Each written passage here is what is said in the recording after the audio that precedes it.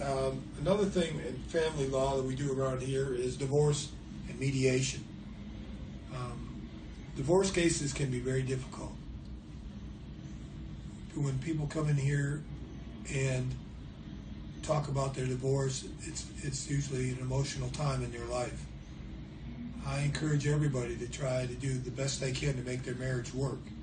Sometimes a little counseling or a little prayer, things can turn around. But if it is a marriage that just cannot continue, you have the right to file for divorce. In Tennessee, there's two ways of doing it. You can file a fault divorce, claiming that your spouse was at fault, and there are certain things that can happen that the law in Tennessee recognizes as grounds for divorce. For instance, physical or mental cruelty, adultery. So there's other ways that you can go to the judge and say, I want a divorce because my spouse did this or that.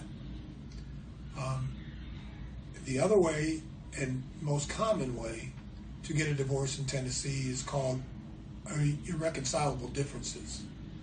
If both parties agree that they have irreconcilable differences, they call it an ID divorce. That means that they both agree they just can't live together anymore. They have differences that they cannot fix. And if both parties agree, then the judge will give them a divorce. Those are the two different ways of getting a divorce in Tennessee. A fault divorce, if the other side doesn't want a divorce, you have to show that you have a right to get a divorce, or the judge won't give you a divorce. An irreconcilable divorce can be quick.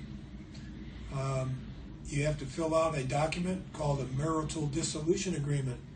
And what that is a document saying what's going to happen to the property, what's going to happen to the debts, what's going to happen with the house. Everything that's agreed to has to be in writing. If both the husband and wife can agree to everything, you can do a marital dissolution agreement. If you have children, minor children, you need to go to parenting classes first before you can get a divorce, and you have to make adequate provisions for the children. And the courts look at that very carefully to make sure that the children are taken care of in a divorce, and that there is adequate child support, adequate visitation or supervision in custody. All those matters have to be decided. You can do that by agreement, and it can also be done by the judge in a trial if the parties can't agree. So that's divorce in a nutshell in Tennessee.